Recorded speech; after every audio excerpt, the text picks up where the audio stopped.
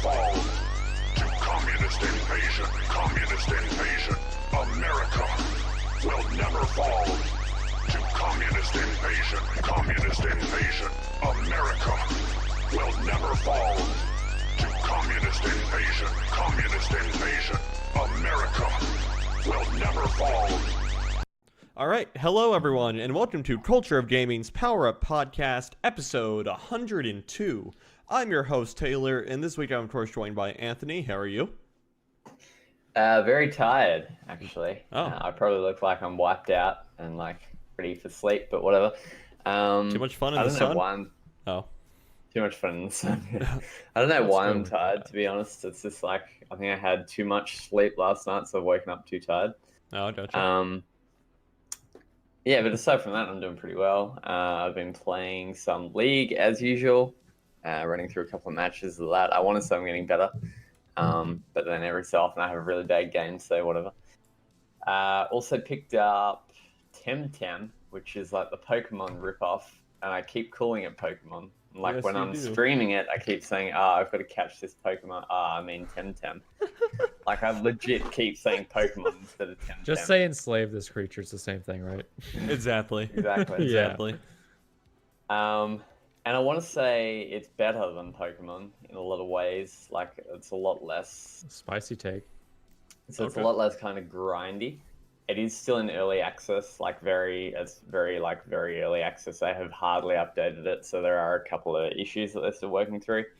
There's still some work in progress content, so like you'll come across a building and it'll have like a whip sign on it, which means like work in progress. Oh.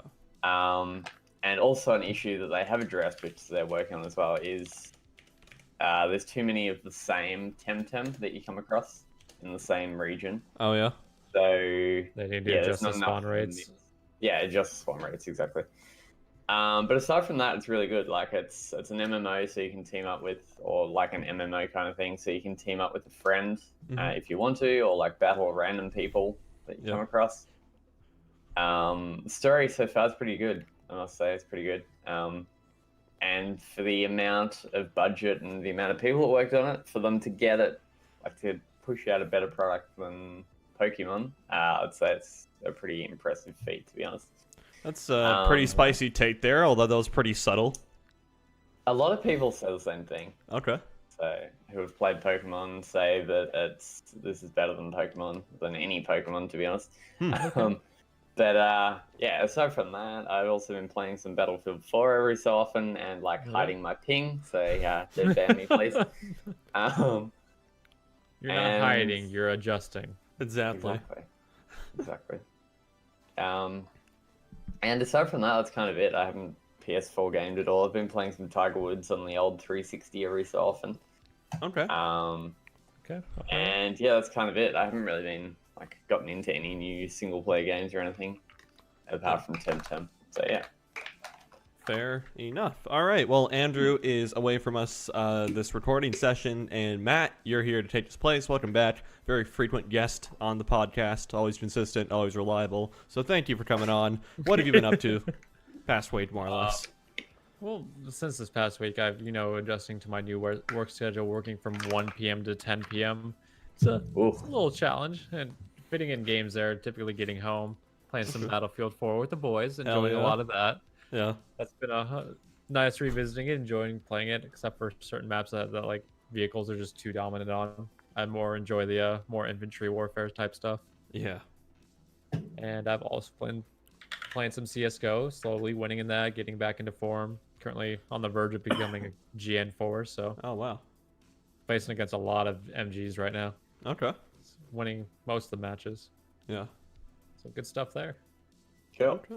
Anything else? No. Also been playing a bit of A Plague's Tale Innocence. Oh no. I'm like halfway through that game.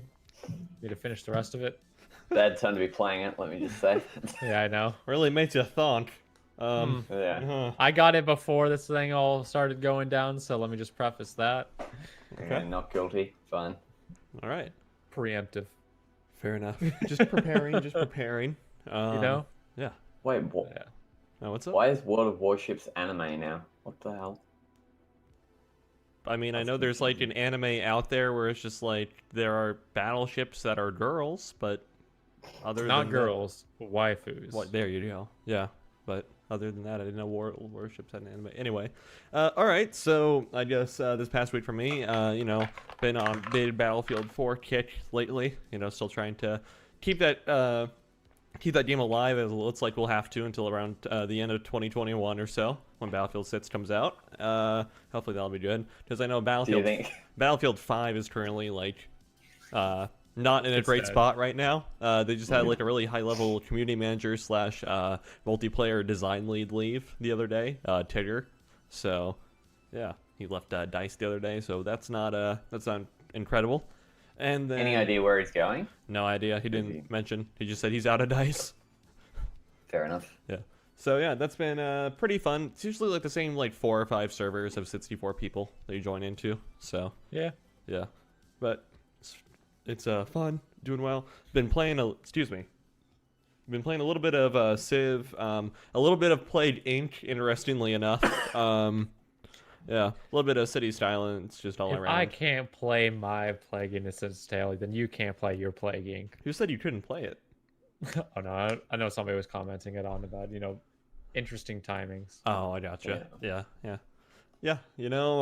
Anyway, the greatest prevention for the flu is to stay inside and play some video games, not be around people. So Exactly.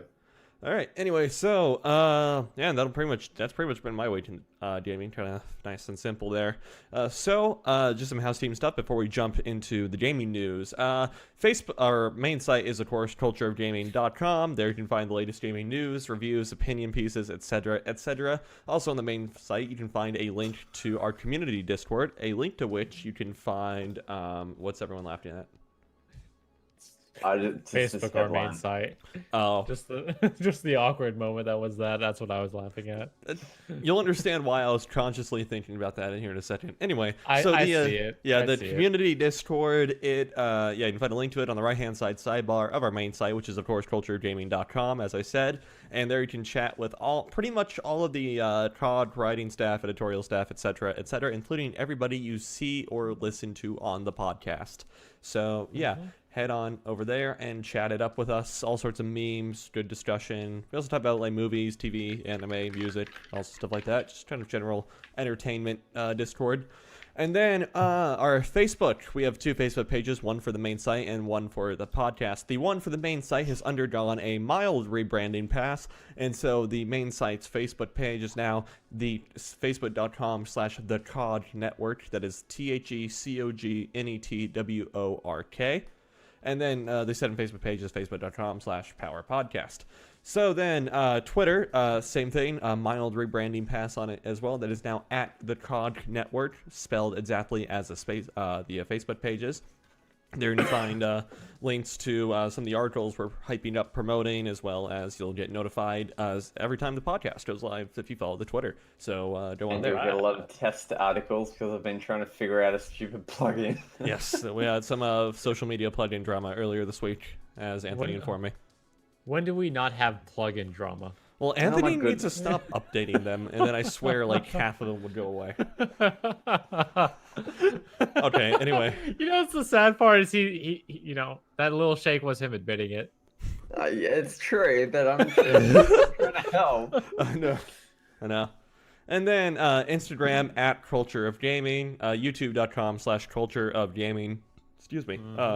And Mixer.com/culture_of_gaming. And I think that's about it for everything. What about our Twitch? Although Anthony informed me that we got a new Twitch follower the other night, but that Twitch channel has been dead for a number of weeks now. So, no streaming will go on there. Our directive will always be on Mixer. So, yes, you can visit a relic of the past of the old Twitch, the COD Twitch channel, twitch.tv/cultureofgaming. But, other than that, then it's not going to see much activity. All right, so and for one last thing, sorry. If you'd like to listen to past podcasts as well as recording the latest podcast, anywhere you can find podcasts, whether it's on Apple Podcasts, Spotify, Podbean, Pocket Casts, etc. Anywhere you can find podcasts, you can find a repository of the podcast on those services. So all of the past episodes are on those services. So maybe you'd like to scroll through the backlog and kind of hear about the last 2 years or so in gaming on a week-by-week basis. Yeah. All right. As well as just general shenanigans whenever I'm on. Exactly. Yes. And then some of the fun we get up to around here. All right. So with all of that stuff out of the way, we are jumping right into the gaming news for roughly this past week, maybe a week and a half, 2 weeks or so. So the big topic this week is Blizzard has strayed further and further from God. Okay. Warcraft 3 Reforged, a project that's been in the works for some years now, probably solid 4 years now, I think, is when I first started. It's around the 4-year mark. Yeah. Warcraft 3 Reforged, which is a let's call it a remake. So like, it's supposed to be a remake of the beloved 90s RTS game. Actually, I think Warcraft 3 was early 2000s, but anyway, like late 90s RTS game Warcraft 3. That launch for Warcraft 3 Reforged has been an absolute debacle. Currently, at the time of recording, and there's a good chance by the time you listen to this, it will have fallen further, Warcraft 3 Reforged is the lowest user-reviewed game on Metacritic, currently sitting at a rating of 0.5 user score. To give you an idea, there are currently 249 positive reviews. There are 63 mixed reviews and 6,448 negative reviews. Why? Jesus. Well, I'm about to get into that. I'm glad you asked, Anthony, because I'll tell you why. Yeah, overall, the game launched in a very technically poor state. People are reporting, some classic Blizzard launch issues, like not being able to connect to Battle.net functionality for matchmaking just straight up not working if you're even connected to Battle.net. A multitude of crashes, developer errors trying to log in, etc., classic Blizzard launch stuff. And general laziness around the game and everything. For example, the Reddit thread I linked in the show doc there talks about how they didn't bother making a separate male Death Knight model for, multiplayer or anything. They're just reusing the Arthas model from the campaign for it. Yeah, I guess the the new voice actors for people aren't incredible. And really quick, the current credit score for Warcraft 3 Reforged is 63 on Metacritic. So which is also, yeah, not the best. It's a little over meh. Yeah. And then, the game, they completely rebalanced the game so it doesn't play like the original one at all. Everything. And yeah. So they attempted to remake the in-engine cutscenes, which have a very high tendency of crashing. And let's see, what else here? What else can I find? Are they in-engine cutscenes? Yes, they are. Nice. Yeah. So I'm going to, and then also there's also this stipulation to like the terms of use. Let's just call it that and everything. That are borderline predatory, by the way. This is this little paragraph that explains it well is coming to us from Polygon.com. There's yet another wrinkle to the story as well, as US Gamer points out. Blizzard has also updated some of its terms and conditions as it relates to custom game modes. It appears to be a defensive move to protect the company from losing out on the revenue generated by adaptations based on its work. You'll recall that Dota, and subsequently Dota 2, two of the biggest esports titles in history, began life as a fan-made custom map for Warcraft 3, then transitioned into a multi-billion-dollar genre all on its own. The new language in Blizzard's updated terms of service effectively means that all of your Warcraft 3 Reforged custom game modes belong to Blizzard.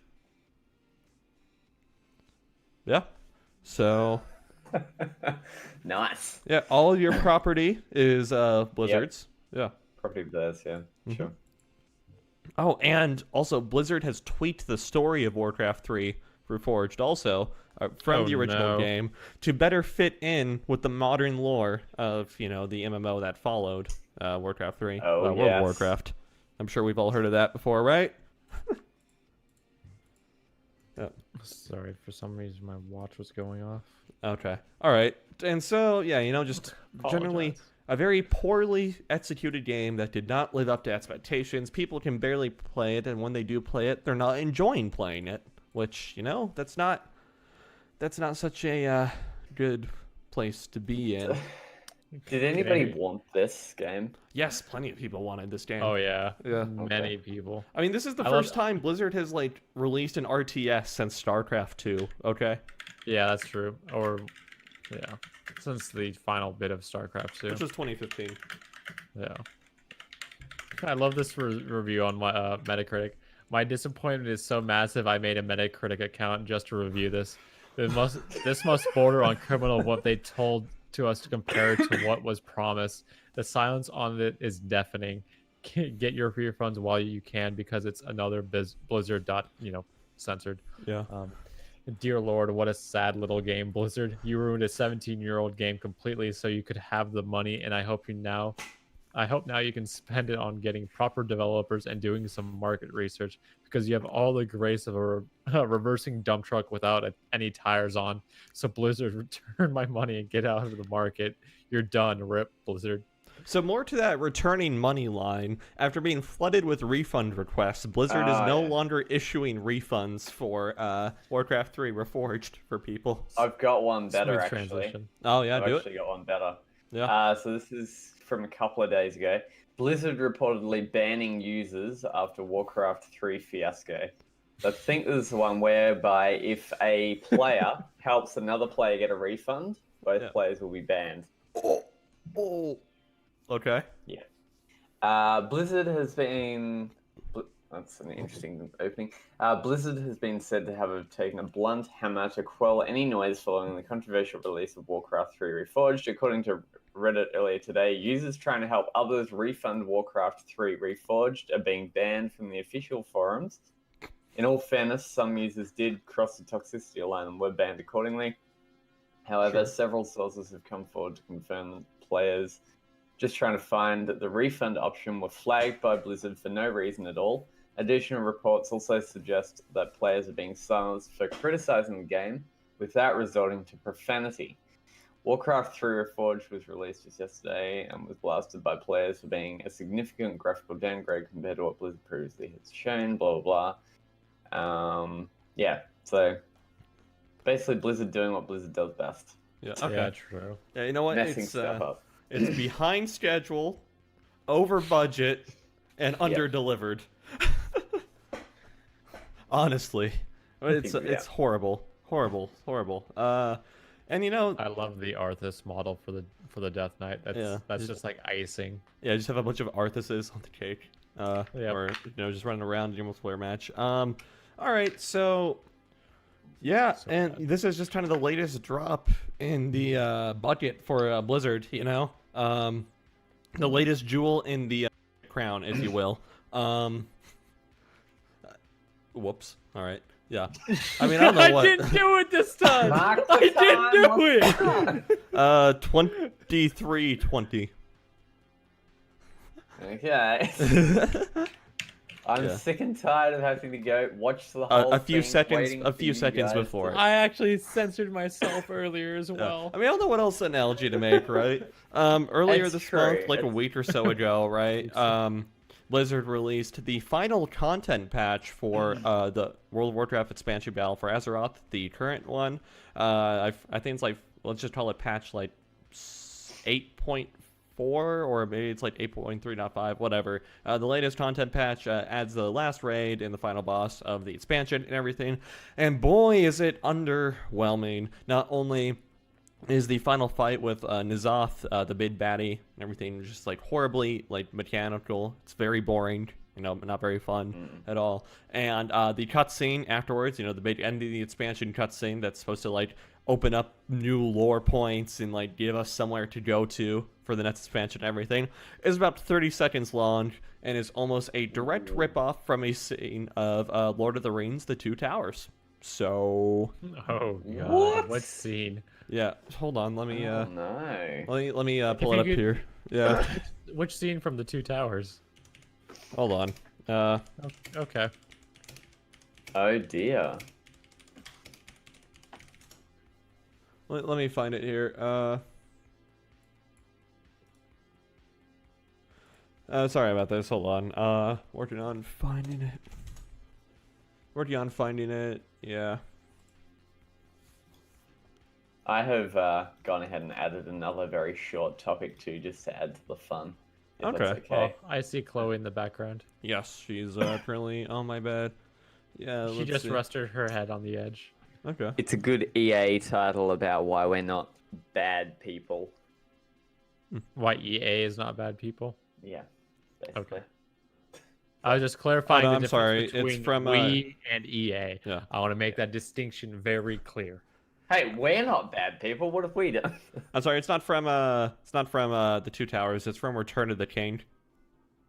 Okay. When Saruman's tower is like collapsing. Basically, is what I understand. Like at the end when it's collapsing and the shockwave like blows Yes. it to pieces. Yes, exactly. You got it. Okay. I would link the video. Which is also one of my favorite scenes in that entire trilogy. Yeah, I would link the video showing it, but after getting 12,000 dislikes on YouTube and dozens of negative comments, Blizzard unlisted the cutscene from its own YouTube channel and issued copyright takedowns to the guy who made the comparison video. So yeah, that's not happening. Yeah, there's that, and then it gets even better. Oh no. Hundreds, if not thousands of players playing World of Warcraft have been getting falsely banned for quote-unquote cheating or hacking, and when attempting to appeal the ban, they'll either A, get an automated response saying that their ban will not be turned over, B, make it have to go through 7 or 8 different GMs, that is if they're lucky enough to get a live person and talk to them, before who will get one and who will actually look at the case and not just say, oh, we're upholding the ban or whatever, and then to get it sorted out. Now, keep in mind, these are, by and large, false positive bans, everything, meaning whatever, like some automated system probably picked them up and took them out. And yeah, that's proving the state of Blizzard's customer support. You'll recall, I think this happened around October, November or so of last year. Blizzard laid off 800 support staff. That's probably why I am. Yeah, after posting record-breaking profits. So, Money, money, money. yeah. So, yeah. I don't know. I don't know. Blizzard. I mean, do needs they to have die. a foot left to shoot anymore? I don't think so. Well, they've got So what's their future? So they got Overwatch 2. World of Warcraft Shadowlands Yep. What else? out this year. I can't think anything outside those two. And Overwatch 2 is probably gonna flop. More Hearthstone expansions probably. Yeah. Diablo 4. Do people still play Hearthstone that much? Yeah. StarCraft is totally MIA. Yeah. They don't have a good 2020, 2021, to be honest. Like, it doesn't look like they've got much coming, and if they keep going down this route, then yeah. Yeah, you know, And I I'd think say, like, it's yeah. we're at that point in the Blizzard cycle when like this is like the next 2 years is supposed to be like their big releases. Yeah, and you know, this is like, so it's like, yeah, I think the biggest thing that they have going this year is going to be World of Warcraft Shadowlands. Should be out, history tells us anything, around August time or so. Yeah, around maybe August, September time. But, you know, that's always been like Blizzard's thing, right? And that's something that when Activision like bought out Blizzard and owned them, or Activision Blizzard rather bought out Blizzard, that like the investors in Activision Blizzard always wanted to like curtail and everything. And is just like Blizzard has these really, really spiky business models and everything because they just do massive releases every couple of years. They never really had a perpetual money stream outside of WoW. So, yeah. But they don't have a massive release. That's the thing. Like, they haven't had a massive release for a good. Well, they didn't have one last year. Yeah. They didn't have one the year before, did they?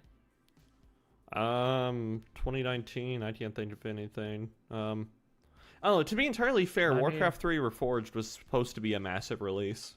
Yeah. But obviously we know how this is turning out, right? Exactly, yeah. Yeah. So that was their big yeah, what I don't understand is how it wasn't very long ago that Blizzard made StarCraft Remastered, which was years better of a remaster than Warcraft 3 Reforged. The only thing I can assume is a different team. Probably. Yeah. It's gonna have to be. Gotta be. People Oh, moved do you want on. what the big release was last year? It was Classic WoW. That's right. Yeah, true. Forgot about that. It's great. Most That was people a have. massive release. I The mean, player it's base has pretty much halved for Classic WoW because they realized, hey, oh yeah, this game is actually a lot less fun than I remember, and a two, lot harder than everybody remembers. yeah, and two, it's just like, well, we're really good at the game now. There's a ton of information that's easily accessible about the game now and everything. So just like things that used to take like months to figure out and clear are now solved in a matter of hours. And now people are just like, well, we're bored. We can only kill Ragnaros so many times. Blizzard, when are you giving us the next update? The next content cycle. Yeah. So. Yeah, You it's could like, I remember that because you could literally see the player base on every other game spike down for like a solid 3 weeks. yeah, and then once everyone hit 60, they were like, oh, well, Ragnaros is easy. Yep. Turns out modern internet infrastructure can handle 40 dudes at a time raiding now. Who'd have thunk it? Just, I mean, okay, yeah, it's like, so much of the challenge of raiding back in the day in, like, 2004, right, was, like, having people on enough, like, coordinating 39 other people and yourself on not the greatest internet connections and not through the greatest, like, infrastructure, like TeamSpeak. Like, TeamSpeak really wasn't around at the time, so. Yeah. So, but now So we there's have... no, like, in-game chat, kind of, like, not chat, but, like, typing. Yeah. Or, just like these really janky voice servers someone would set up next to their desktop. So, yeah, but, things have obviously come leaps and bounds in 16 years. So, Yeah, slightly. yeah. I wonder how Overwatch 2 is going to get received. I still don't fully understand the whole progression Neither from do 1 I. to 2. At all.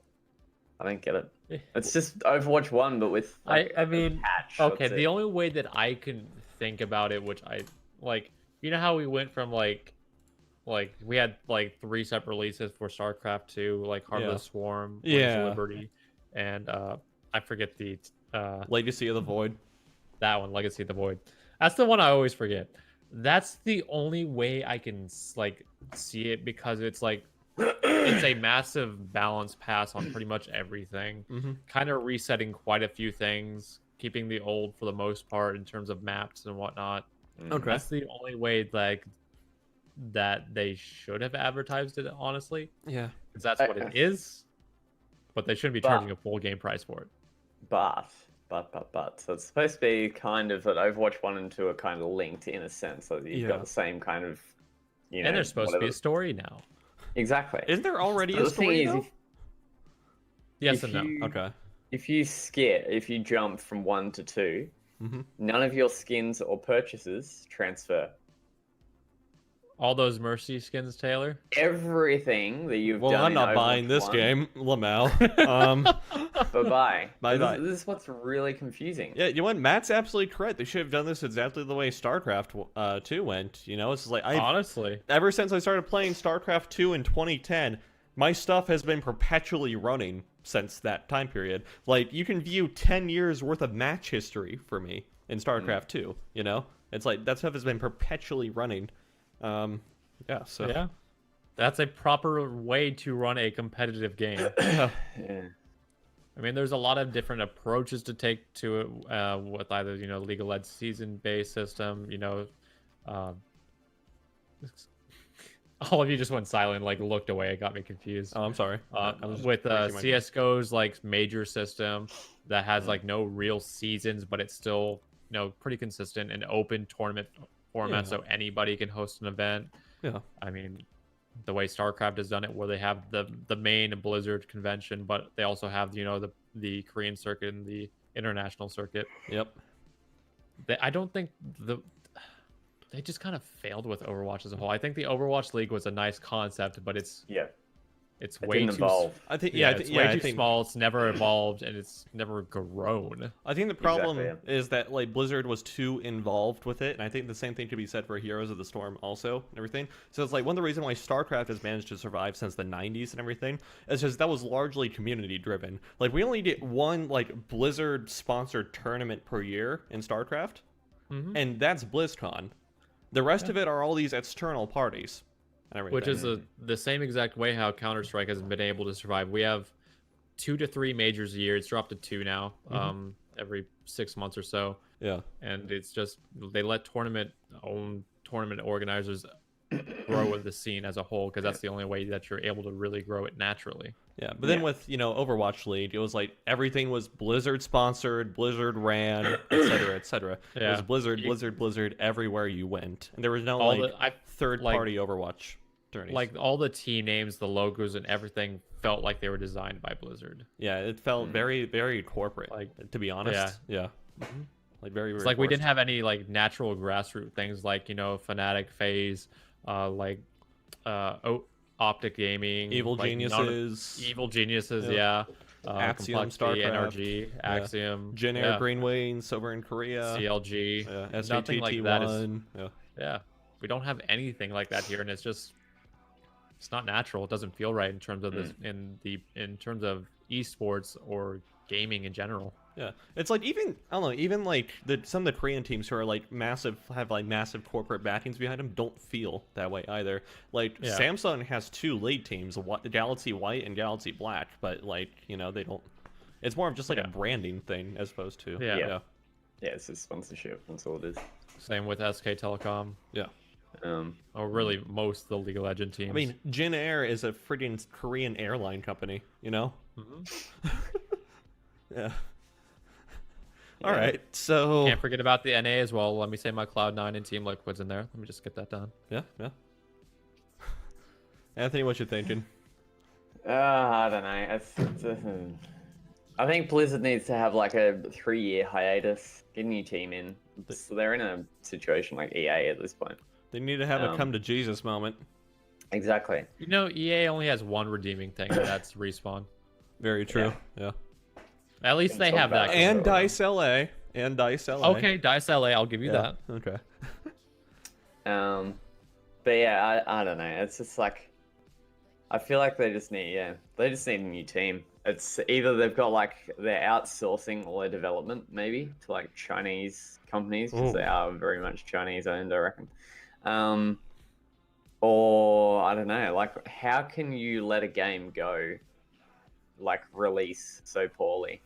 How can you let a game release without so much QA testing? That's one of those things that you really think about too, right? Though, like, you look at the state, like, say Anthem released in earlier last year and everything. It's just executives at these companies play the games before they're released and sign off on them, right? It's like, how I don't understand how like an executive at EA just said, "Oh yeah, this is fine," It's got to be outsourced, surely. Maybe, but I don't know. It's like I mean, you could say it's the same kind of like how Konami has fallen. Oh yeah, because they used to own the space in terms of like a really good JRPG games as well as just good games in general. Yeah. But like in the past 5 to 10 years, they kind of just fell completely off the map. Considering they've tried to change their demographic to mobile and pachinko machines. Hell yeah. I mean, there hasn't been. Konami really hasn't done like a good JRPG for a solid 10 years or so. They survived on like Metal Gear and Silent Hill for the longest time, and then they burned survived off of Kojima. Yeah, they burned that bridge in 2015, and now, as you said, they've got pachinko and mobile, and that's about it. Heck yeah, come on. Yeah. What you need. I mean, to be fair, their mobile games are extremely profitable for how much work goes into them. Nice. But it's such a corporate way to run a gaming company. Yeah, it really is. I will say, real quick, I have actually been pulled up by Dirk, funnily enough, on Overwatch 2 stuff. So all your purchases from Overwatch 1 will be in Overwatch 2. Oh, okay. So I was incorrect there, so I apologize. Thank you to our viewer for that little addendum. Yes, thank you. Appreciate it. All right, so is there anything else to say about Blizzard? I mean, Well, yes. Is there? I mean, it wasn't so long ago we were absolutely roasting them for, the whole Hong Kong thing, which still a little bit burned, by the way. Yeah. r/f Blizzard is still decently active. Surprisingly. Yeah, even past the whole Hong Kong thing, so. Well, there's other news. Do you want me to dive into that? Yeah, go for it. Well, Anthony's up reckon. next. Oh wait, actually, we're just talking about I mean, Blizzard. So it's- yeah, Matt, go for it. Yeah. Yeah, I'll start with transitioning a little, but still talking about Blizzard. But where that coronavirus is. Okay, this one getting isn't warmed up. necessarily their fault though. It's not their fault this time, but it's so funny. So if you have not known of the coronavirus, I don't know what rock you have lived under, but assuming you know about it, the Overwatch League has made an announcement. The official statement from them is saying we have decided to cancel our February and March matches in China in order to protect our health and safety of our players, fans, and staff. We hope fans have a safe and happy Lunar New Year, and we remain incredibly excited to play Overwatch League matches in China later this season. We'll share more information about when and where the matches will take place at a later date. Thank you for your support and understanding. You see, like, this is one of those things that really makes you think when you start seeing these organizations canceling things, like, into March or April, from what I've seen. Like, the Chinese Lunar New Year ends, like, February 8th or so, like, around that time period. It's like, so, yeah. It's like, it was And supposed to, like, another this week. Yeah, This week and next week is, like, the events and all that. Yeah, exactly. But then you see, like, people not only canceling the Lunar New Year stuff, but also, canceling events well into March or April, and it's just like... Oh no! Really The coronavirus activates is an the actual almonds. This is thing. worse than what we think. Really activates the almonds there, Yeah, and as a Gets little your tidbit kidney adding up warmed on up. top of that, Blizzard and the Overwatch League is not the only group to have actually done this. The League of Legends and Pro League announced that they're postponing its spring event because of the coronavirus as well. Oh yeah, that's the MSI spring thing. Yep. Or spring split. Yeah. I think CS:GO has had a tournament that actually got canceled in China as well. Okay. I might be wrong, but I think it was a thing. Sure, you could check with like Perfect World and see if they have like a schedule Yeah. or something that got it ended. But yeah. Yeah. All right. So this one is not necessarily Blizzard's fault, but But it's just like icing on it. It's like even Mother Nature says, "Come on, Blizzard, yeah. get out of here." Yeah. Maybe not have so many events in China. Blizzard. I don't know. I don't Remember, know. you are a U.S. mean, company. In a with couple of 90% of your months, though, audience in the U.S. you're not going to want to have events elsewhere, really. Yeah. So they're gonna, Anyway, that's a completely different political discussion, which I'm not going to go into. God, just It's move like- them to like if they- Taiwan or Hong Kong. Screw it. Yeah. Get out of mainland China. It's like they're never at like Overwatch. Like I don't like. It's not. I can't see it being successful in Europe. I don't see it being successful in North America. Like, to be quite honest, because it's just I don't know, corporate ran esport. There's no way it could survive in those two continents. Yeah, related to the previous conversation a bit. Yeah. Yeah. See Just kinda previous related. conversation. Yeah.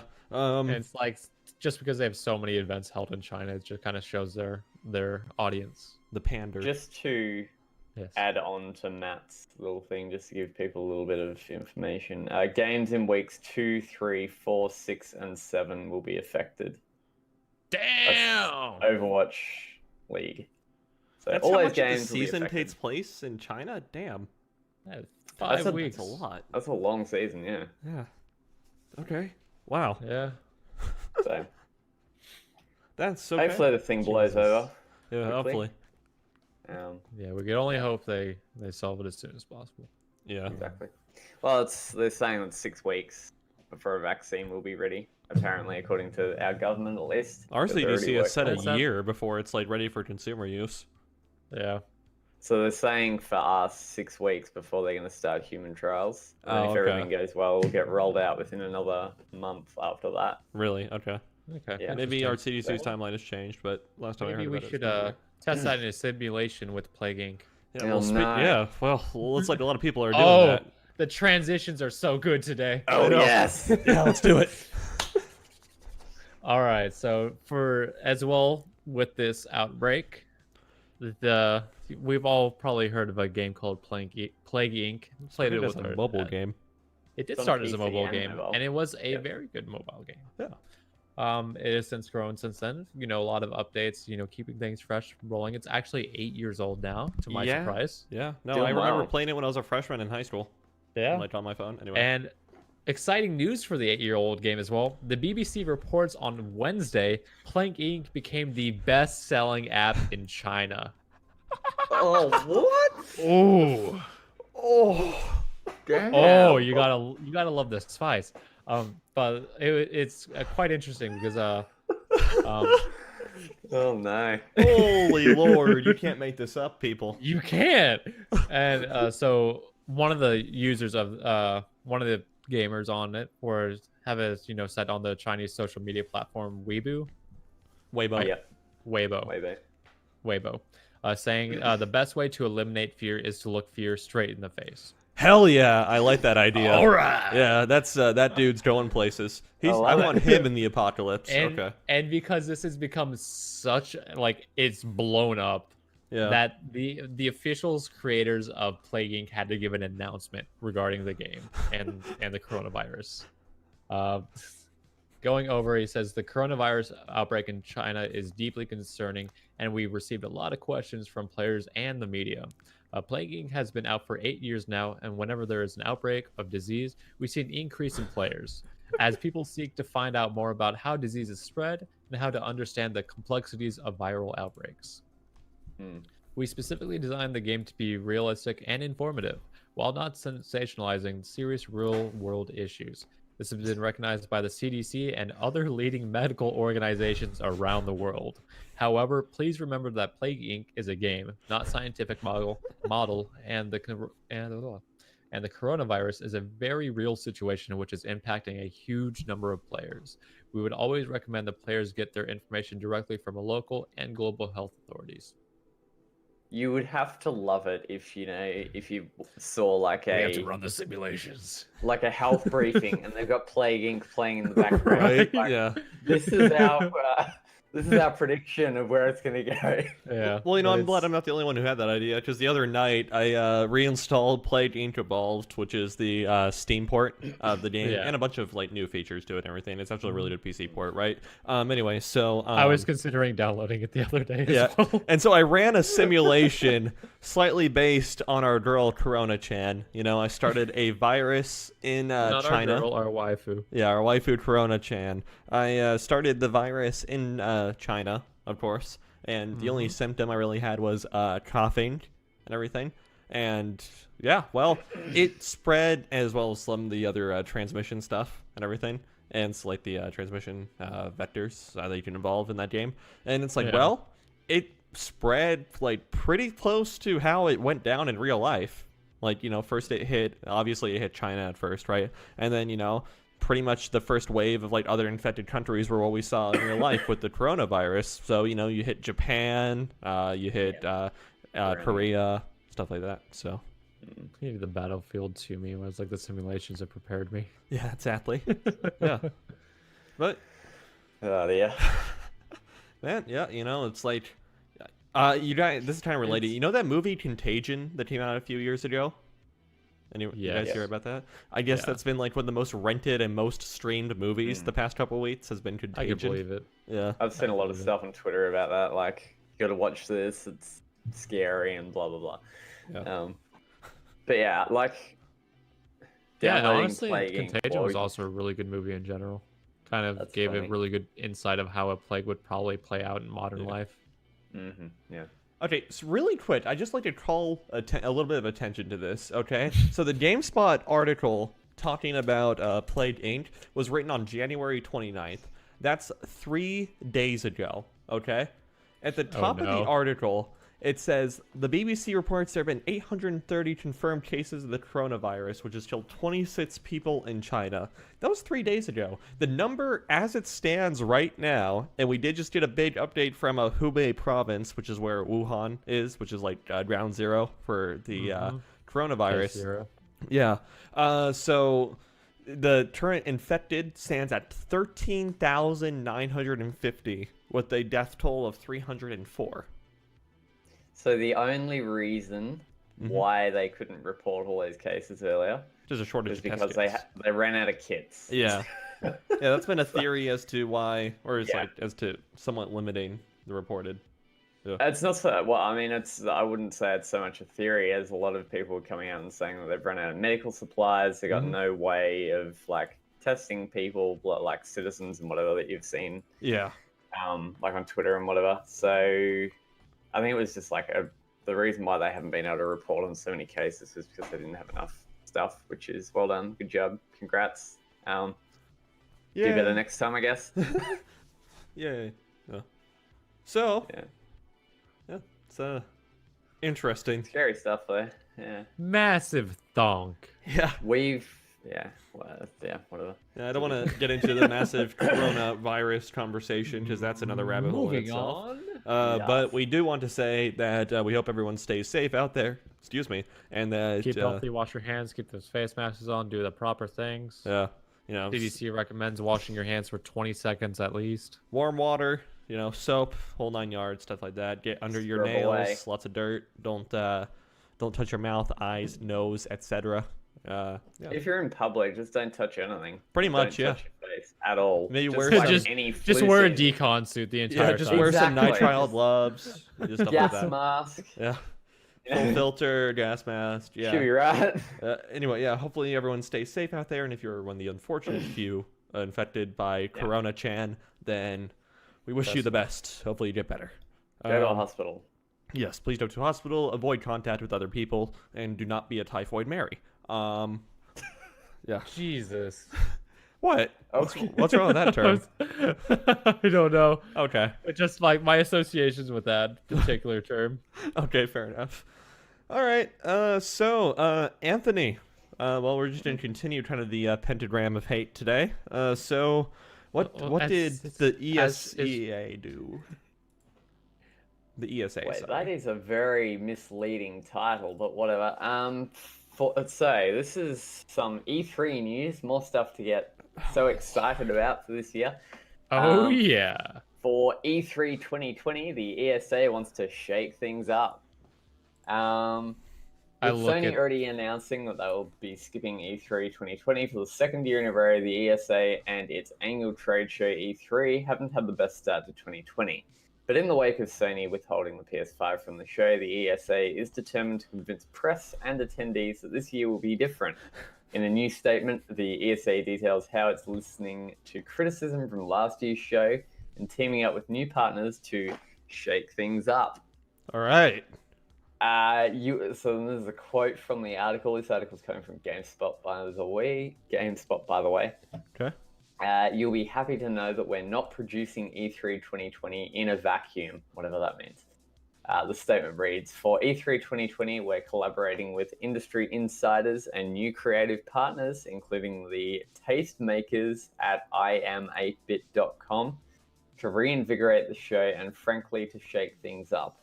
The ESA also addressed the issue of data integrity following last year's embarrassing leak of attendee information via its website. In order to protect registration information in 2020, the ESA states that it has overhauled its registration process to only require the minimum amount of information required from attendees while also securing captured data far more securely. Earning back your trust and support is our top priority. Wink, wink. The rest of the statement, which you can read in full on the ESA's website again, mentions new attendee attractions and shows in vague terms, reiterating ideas around high-profile guests, stage experiences, experimental zones, and more that will delight the senses. The statement notes that more concrete details will be revealed in the near future. Okay, let's have a look at this statement. This is brilliant. This is magical. Holy God. So this statement's coming straight from ESA. I love the enhanced layered security measures. I know, right? Your senses are mine. We'd like to cut right to the chase. That's the first opening statement. Please no, Oni-chan. Okay. We've listened to the feedback of our media partners. What? Read, Anthony. Keep I'm reading. sorry, I was We reading over. listened to the feedback of our media partners, attendees, and the industry at large. We are committed to keeping E3 at the level you've come to expect. What, have been crap, but no worries. You'll be happy to know that we're not producing E3 2020 in a vacuum. For E3 2020, we're collaborating with industry insiders and new creative partners, including tastemakers at imabit.com, blah, blah, blah. What is I am? Without revealing too much right now, here's a taste. Very, great. Apparently, they're music makers. Oh, you know what? I've actually heard of these guys before. Okay, got it.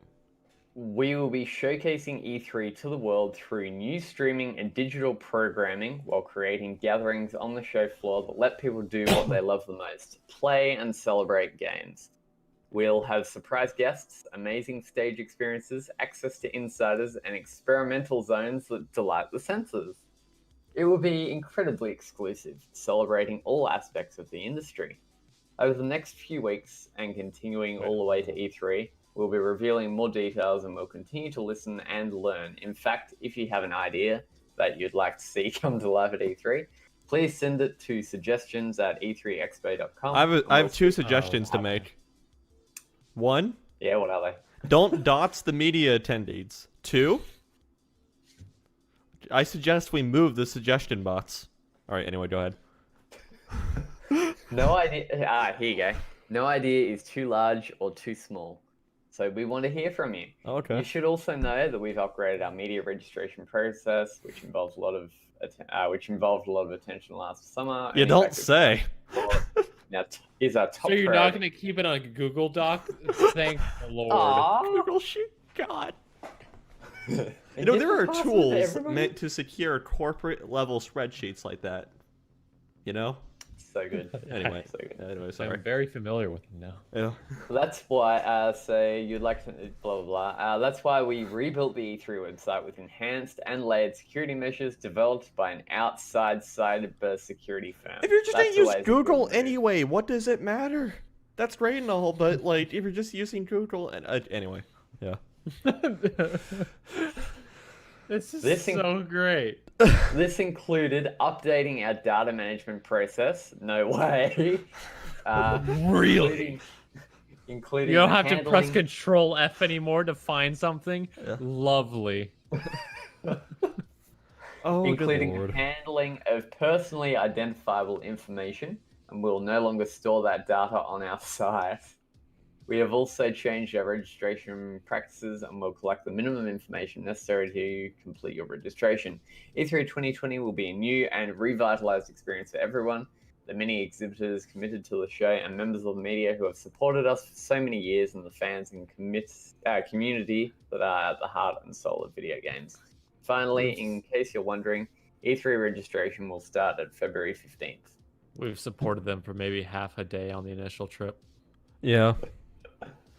By the time I found out we were homeless, I was like, okay, I'm done. Pretty much. Not that that was It's their like, well, fault. we didn't come to LA to be, we came to LA to be part of the media experience, to be part of that elite club. We didn't come to LA to be part of the homeless community. Oh, Which is what happened. but you gotta have the local experience. Come on. I was sitting around in the Starbucks for 3 hours while we're on hold, and multiple tweakers coming in. Yeah, it was really funny because, I was on the phone a lot our first evening in LA. I mean, I was literally on the damn thing for 4 hours talking to various people trying to get our situation resolved. And, yeah, it's just so the story, just to kind of put it shortly and everything, is Every day we were homeless. Yes, except for the last... Except for the last The last 2 days, yeah. Well, actually, so Oh, the on last on the day. second to last day, we figured out we actually got permanent staying. Yeah, So it's from there. basically, the 4th day out of a 4 or 5 day trip. Yeah, it was a 5-day pretty trip, right? Yeah. Anyway, Yeah. yeah. 5th day we went home, so that doesn't count. Yeah. All right. Anyway, so yeah, the story for those of you not in the know is that when Culture of Gaming attended E3 2019, obviously held in LA. It was myself, Matt, who's on the podcast right now, and Andrew, the other guy who's usually on the podcast, okay? Because we were close geographically, and yeah. Anyway. Worked out timing-wise as well. Yeah, it was shaping up to be a decent trip, okay? And, Until it went to hell. yeah. Because E3 was incredibly slow with our confirming our media registration, we weren't able to book hotels for our stay or anything, and so we did like essentially an Airbnb. Okay. Yep.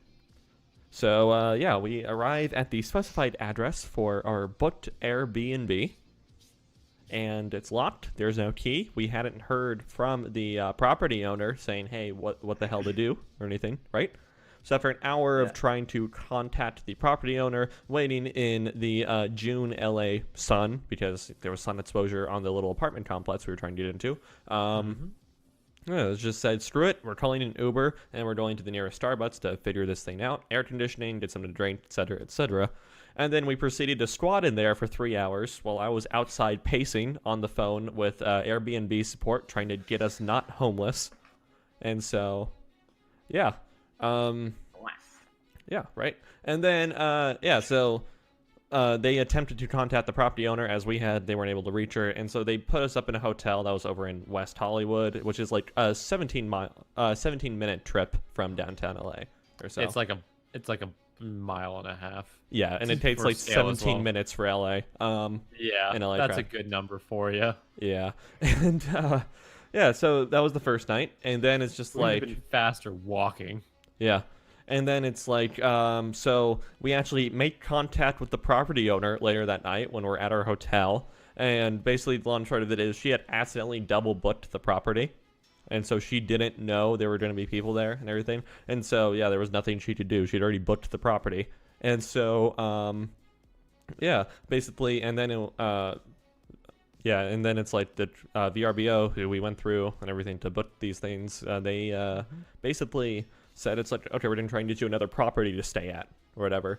The second property that they try and get us in is required, you know, it's just like, well, I think it's all good, right? It's like, good to go. It's around noon the second day or so. Yep. And I haven't heard any, confirmation or anything, right? Or, you know, like any instructions onto it. And, you know, I start having these very vehement PTSD flashbacks to the last day. Like, oh, God, here we go again. Okay. And,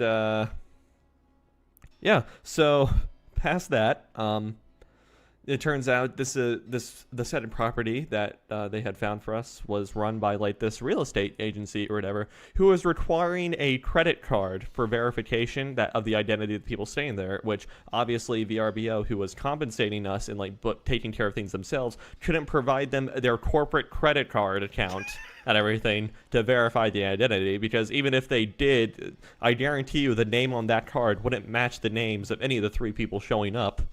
Right? So they put us in a hotel again, although we were only allowed to stay there for one night because of, you know, booking. Like that hotel was getting booked. And, you know, nothing beats walking through West Hollywood with your homie at like 8 at night to Domino's. Yeah. Dude, that was an experience. We walked like, what? It was about half a mile. It was about half a mile. Half a mile to get pizza? Yeah, and then back, so it was like a mile total. Yeah. The worst part is, the hotel that we stayed at was on top of a pretty, like, steep hill. Yeah. So we had to walk it down half a mile and, then get to the pizza, wait there for, like, 25 minutes while they make our pizza. Walk back with the pizza with, like, a couple 2 liters. Yeah. And it's like on that last leg of it, it's just like, Jesus, we really have to walk up this hill now. Yeah, and we've been walking all day at the convention at E3 also. You know, we've been going... Successful trip. Yeah, going places and whatnot. And then, no, it gets better, You thought we were done. Yeah. No. See, we didn't even know where we were going to stay the next night either, right? And so I was told I would be hearing from VRBO at like by noon the next day, which worked out well because we wouldn't really be on the convention floor. We'd usually be in lunch for the media people at that time. And so, yeah, the phone call ensues, and they're like, okay, so the place you stayed at last night is just like, they're not going to have any open rooms for you because they already have like bookings and everything. So, yeah, we're going to put you in a hotel the rest of your stay. And we somehow failed our way upwards into making like all the various hotel stays and everything not cost anything. And the original property was refunded. Yeah, so. Because VRBO, if you cannot stay a night in the Airbnb, they comp you for that night in a hotel and refund your money. Yes. So we managed to get some free stay in pretty nice hotels in overall. LA. Yeah. Yeah. What did we stay? We stayed. What was the first one? I forget that one. Then wasn't it Wyndham or something? We stayed. Yeah, we stayed in like a Hyatt or like Hilton Wyndham hotel the first night. Yeah. It was like one of the chain. It was fine. Like all the hotels were fine, no issue. Yeah. The second one was a really nice one. Yeah, it was the Chamberlain in West Hollywood. Japanese kind of one. And then the third one. And then the third one was in Little Tokyo, part of LA, which across the street. This was the Miyako Hotel, which incredible people, incredible rooms, incredible service there. They were super friendly. Everything like they called on the first night. It's like, hey, we noticed you have like 3 people in the room. Do you need extra blankets or anything and whatnot? And it's like, oh yeah, it's okay. Yes, please. Yeah, and so okay, but yeah, super friendly people there, and across the street, the greatest like ramen place ever. Yeah. Anyway, that Kukuya. Yeah. So anyway, the last 2 days were fine because of that.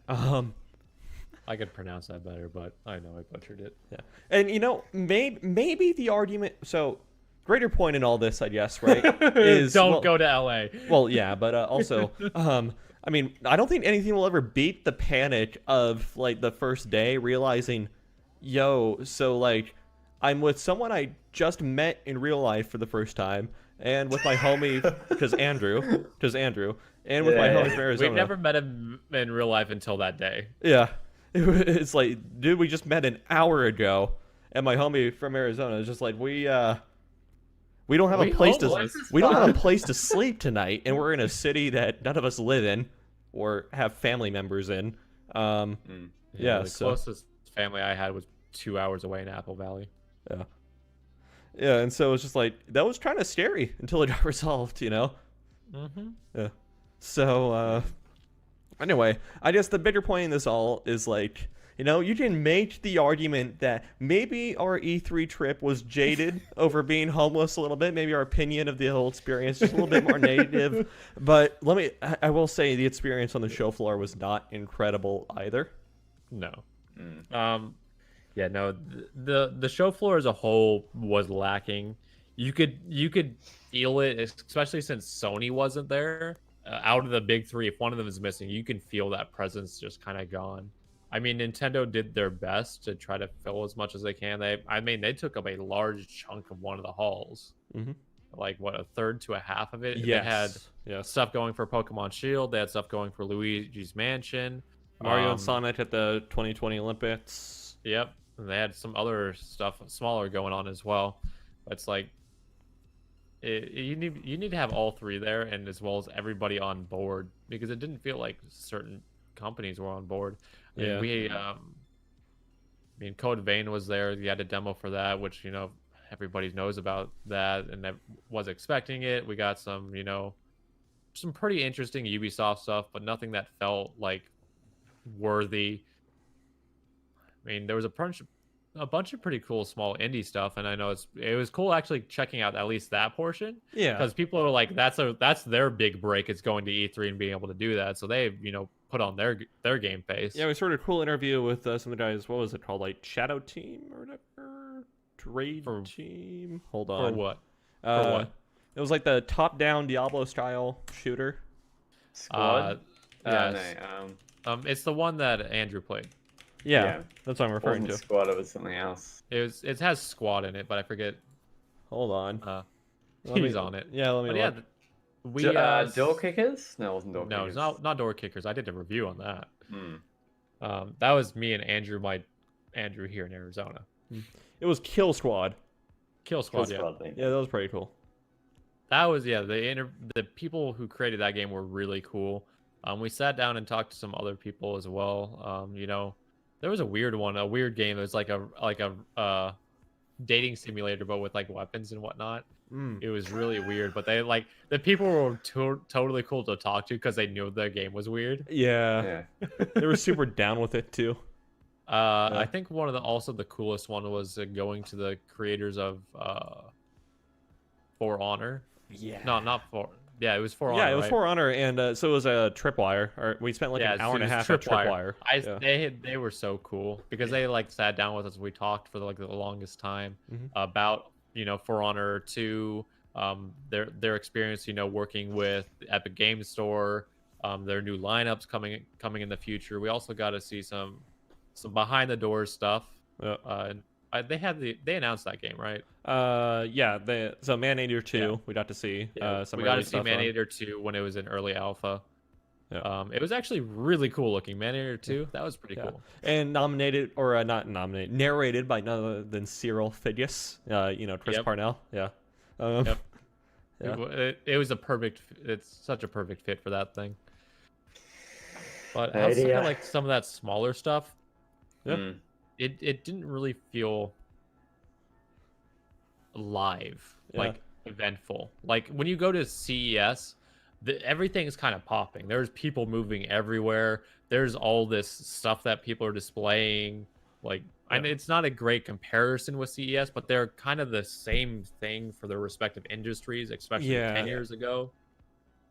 Well, I don't know. That's from my ground benchmark and everything, right? To CES. I kind of laid it against E3. I just so pretty much it's just like at CES, right? No matter who you're talking to, even if you don't have like a scheduled appointment or whatever, no matter like what staff of whatever company or whatever you're talking to, they almost always 99% of the time will treat you as another industry professional and talk to you like a friggin' adult. As opposed to especially if you have a camera. Yeah, exactly. As opposed to E3, where basically it's just like unless you have a scheduled appointment, because admittedly, like the Tripwire guys treated us really well. The GAEMS people treated us really well. Also, that was fun. They were awesome. Yeah, they were.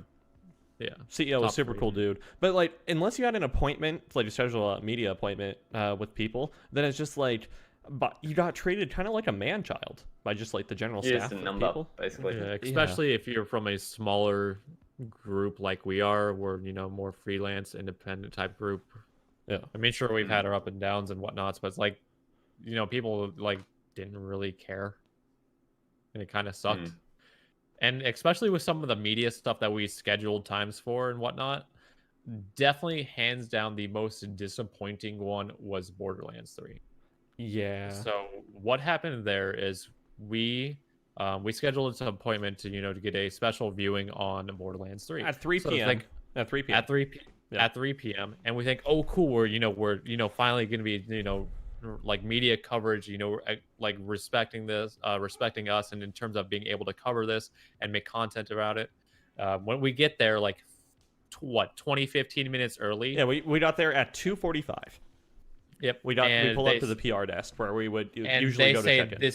And they say this thing is starting now. You need to run in there and manage to find a spot. Yeah. So, and we see a line funneling in. And when we go in there, because we had to cut in front of everybody, thanks to the media badges and all that, there was a couple hundred people in there. There was at least 100, yeah. There was a lot of people. Maybe, I'd say close to 150, 200. But it's maybe 10 to 15 people were media. Yeah. And and everybody else was just a general, attendee. And they didn't show us anything special in terms of, oh, this is a deep dive into everything. They showed us, how the characters play and all that type of stuff. But they didn't give us anything new for us to cover in terms of content. And they didn't allow us to even film the video, which kind of, sucks in some regard. Yeah, we weren't allowed to film ourselves playing the game. Yep. Yeah, stuff like that. And it's it just I don't understand why they have to be so restrictive. They're going to an event, they're going to E3, whatever, Tokyo Game Show, whatever. Yeah, and the amount of times that we are told you were not able to film this is ridiculous. Yeah, it was just total block. They should expect media coverage. That's why they're going there, isn't it? Yeah, exactly. And I think one of the worst. I'll be right back. One of the craziest ones is when we rolled up for the Dying Lights, I think. We had issues because your name was scheduled for it, Anthony, because you created the appointment. You remember this one. Yes, I do. And I told the guy specifically as well that it's Taylor blah blah blah, and he obviously didn't listen to me, so that's good.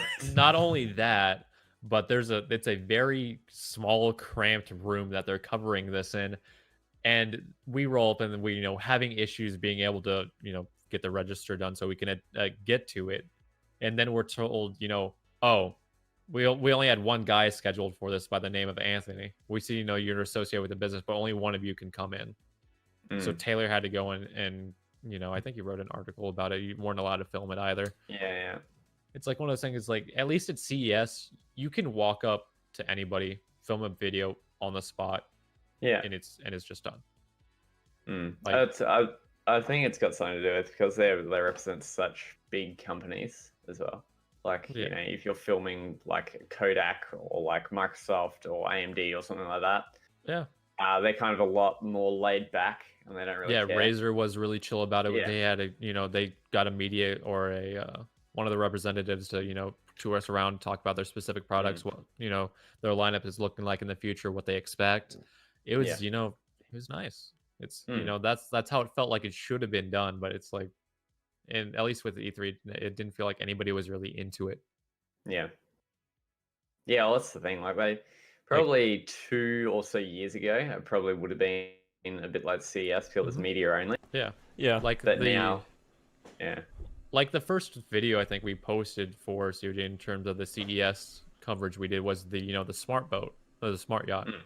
And that literally came about because we were walking around in the North Hall, which is where like all the auto and like auto tech is and like all the various miscellaneous stuff. And this lady sees our media badges because they're like highlighter yellow. And and it's just they stick out. It's like, hey, do you want to go onto a yacht? Come here. Pretty like, much. Hey, you want to come onto a yacht and see how smart it is? Is like a smart. Okay. Yeah. Totally unexpected, but totally great experience. Yeah, it was awesome. And it's like you'd have like people like hunt you, like actively kind of search you out. I know we walked up to one of the guys at the robotics booth, and then he said, "Hey, we'd love to film Omron."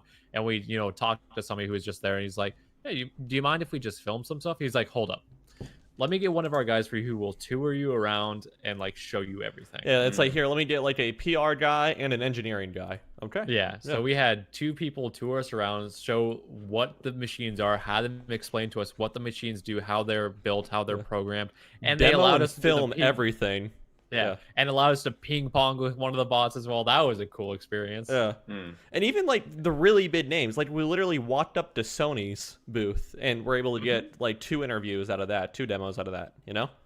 Just literally walking up as media, and because they just they just respect hey, you're here for the media coverage. You are media recognized. Yeah, here you go, fam. That's what you're gonna do. Yeah. It's like it's got to be that it's just changed in the past couple of years because they've moved more to like consumer rather than business to business, or like media or business to business. Yeah, this is always one of the biggest things that stuck out for me as well. Is at least in the past decade or two, in terms of name releases for like the holiday season, if you release something at the time that CE or E3 is, which is like that May-June window, it's kind of technically too late for that holiday window. You like need to release like at least drop a name at the beginning of the year to be able to get it started. Apparently, yeah. That's why CES is such a hot thing right now. Yeah. I mean, CES does 2 events technically. They do the one in Vegas that we've been to and everything, and as the really big one, and they do a slightly smaller one in Asia somewhere, usually during the summer.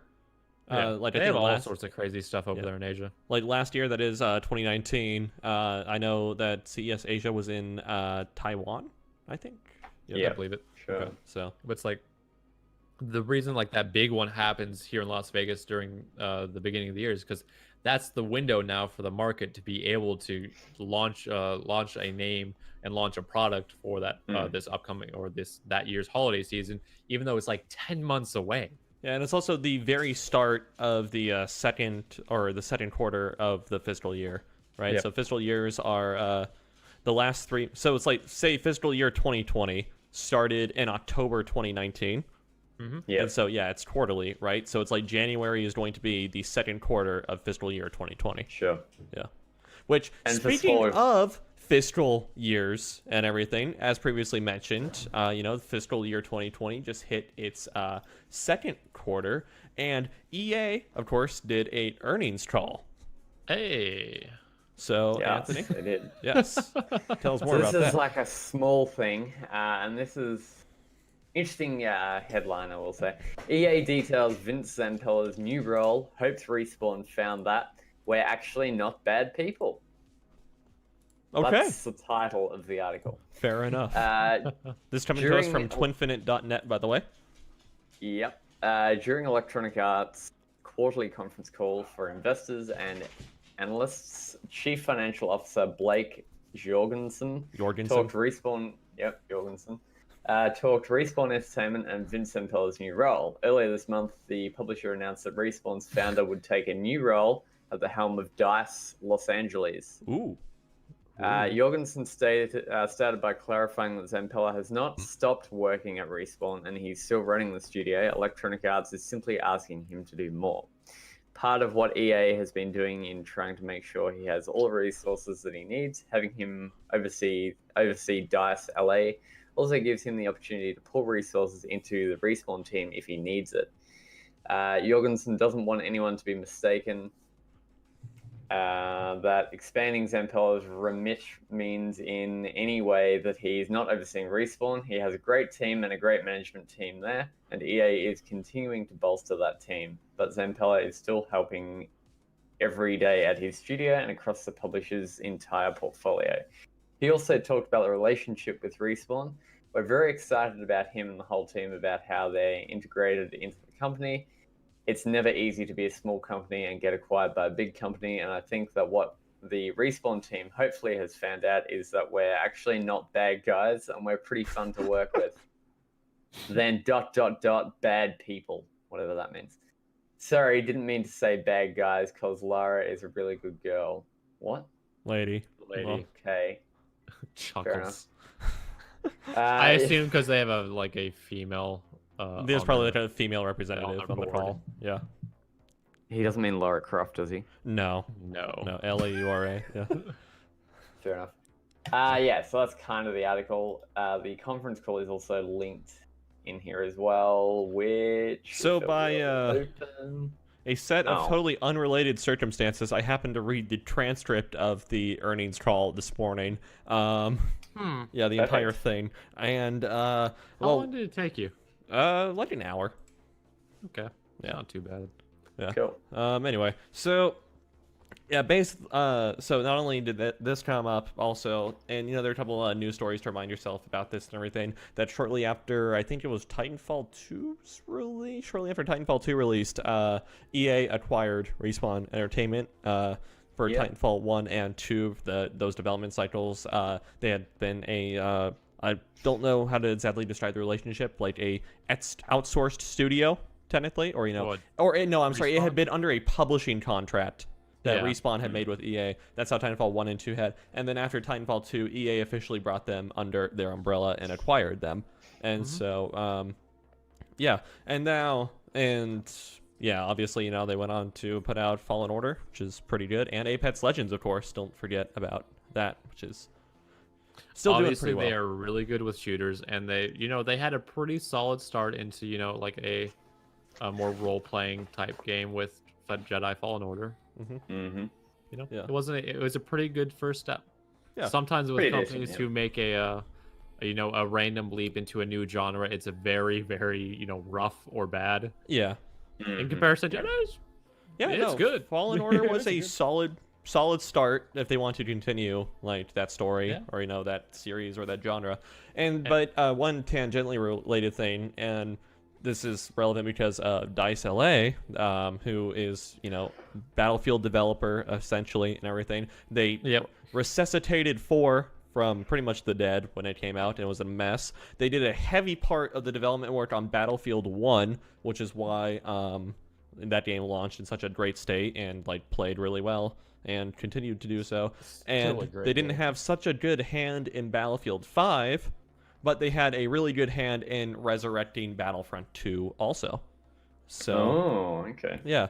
And so part of the earnings call is that it was subtly dropped that it looks like Battlefield 6, so the next entry in the Battlefield franchise, is going to come in the first bit of fiscal year 2022, which means that we can expect like Battlefield 6 probably in like October 2021 or so, maybe November 2021. And Holiday so- season is what you're telling me. Yes, exactly. In 2021. So we're still like 2 years away from it, but oh well. That's fine. I'll play Battlefield 4 for 2 years. No, you can play Battlefield 4 for the rest of your life, and you know it, Taylor. Probably. But what this is kind of telling me, or what I'm kind of hoping, is that Vince Impella is kind of like overseeing Battlefield 6 development also. Because presumably LA has like been doing the bulk of the work on Battlefield 6, which would make sense given the current development cycles of things. So, Yep. I feel like what they need to do is like put a couple of developers under him, so then he can mentor them.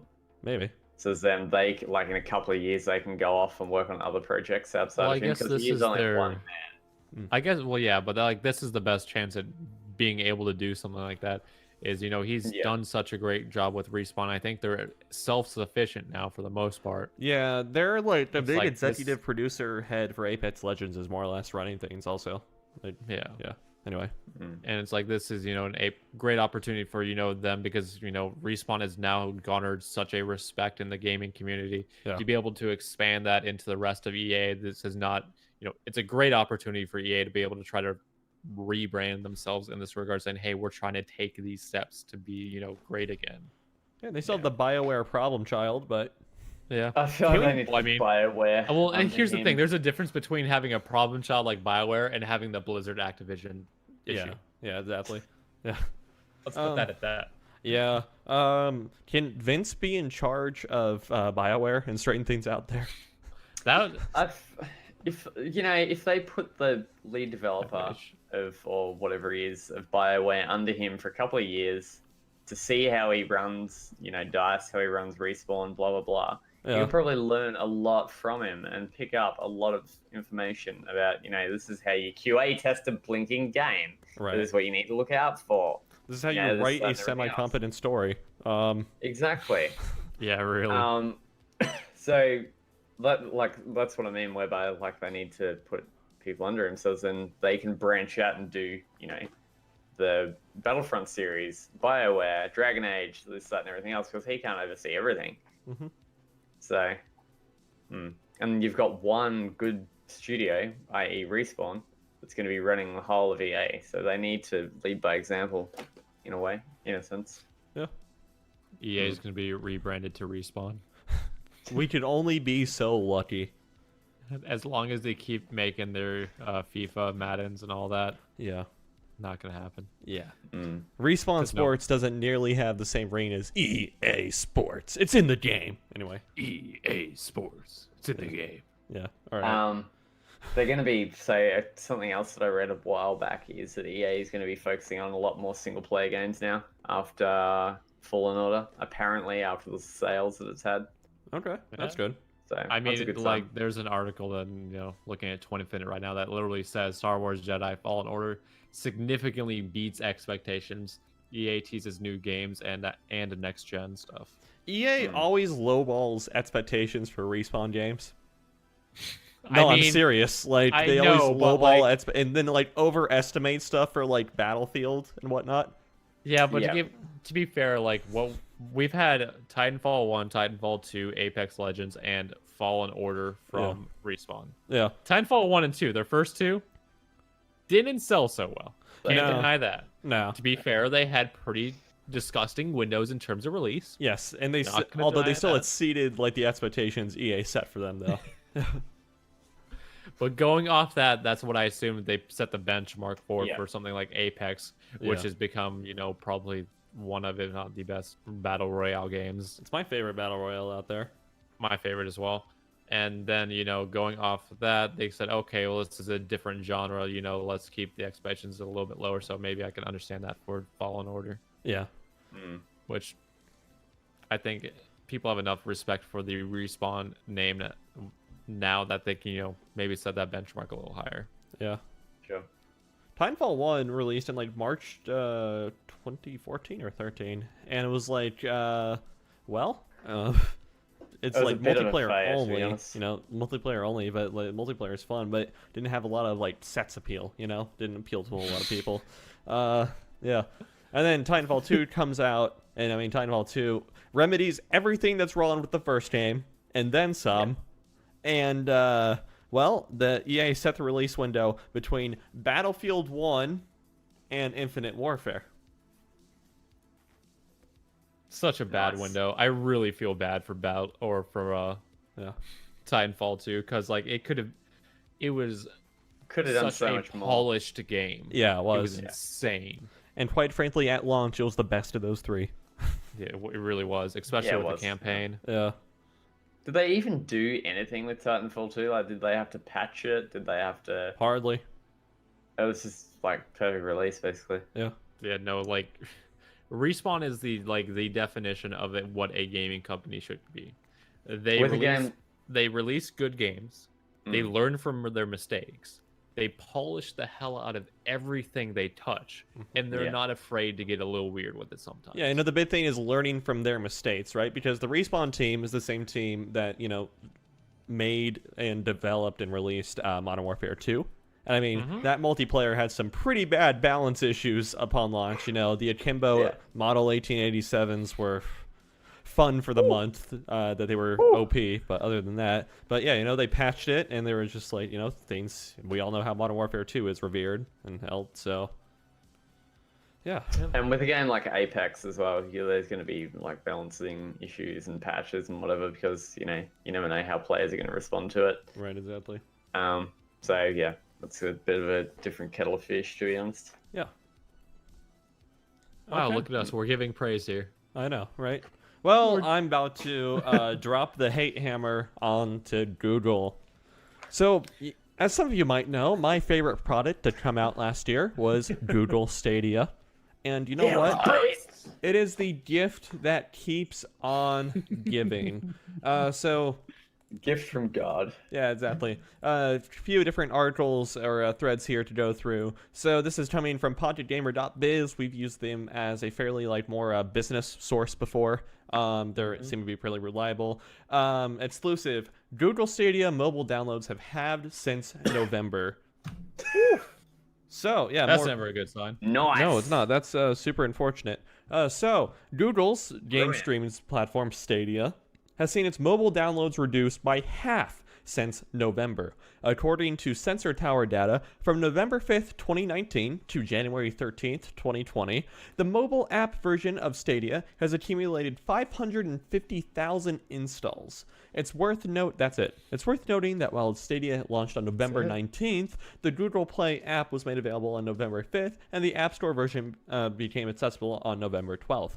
The Stadia mobile app achieved 383,000 downloads in November alone, meaning the number of app installs has only increased by 43.6% since. When it comes to how many nope, okay, it doesn't matter.